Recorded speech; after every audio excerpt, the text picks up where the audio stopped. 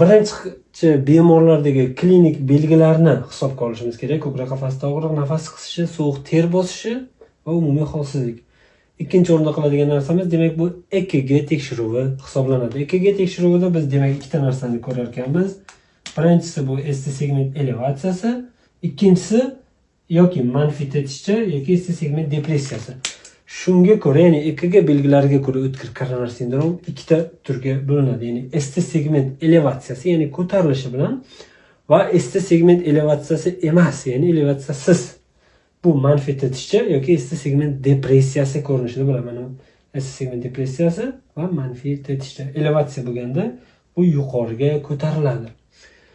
Endi qarang, demak, birinchi etapda klinik belgilarni ko'rdik. Haqiqatda ko'krak qafasida og'riq, nafas qisishi, ter bosishi, shunga o'xshash klinik belgilar bor.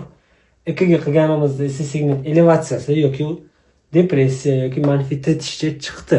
Endi bu miokard infarktiga o'tadimi yoki nostabil stenokardiyami? Shuni tekshirishimiz kerak. Buning uchun bizga kerak bo'ladi eng asosiy laboratoriya tekshiruv usuli bu troponin testi. Troponin test.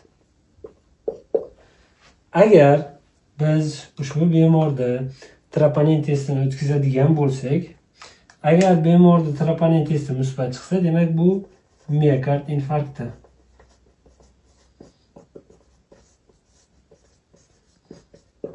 Demak, troponin testi musbat chiqsa, bu miokard infarkti bo'ladi. Agar manfiy chiqsa, bu nostabil stenokardiya. Bu yoki miokard infarkti yoki nostabil stenokardiya bo'ladi. Shunga ko'ra biz diagnostikasini xuddi shunday tartibda amalga oshirishimiz kerak bo'ladi. Demak, o'tkir koronar sindrom koronar qon tomirlarida qon aylanishini o'tkir buzilishi va uni oqibatida kelib chiqadigan simptomlar kompleksi hisoblanadi.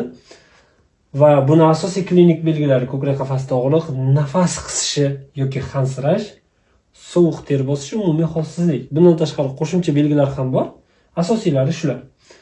Va bemorda klinik belgilarni ko'rdik. EKG tekshiruv qilganimizda ST segment elevatsiyasi yoki ko'tarilishi mana bunday ko'rinishda yoki ST segment elevatsiyasi emas, ya'ni elevatsiyasiz bu manfiy tetishcha yoki ST segment depressiyasi ko'rinishda. Mana depressiya, mana tetishcha ko'rinishida bo'lsa, bu o'tkir koronar sindrom deb olinadi va bemorda zudlik bilan gospitalizatsiya qilinib, больницаga troponin test o'tkaziladi.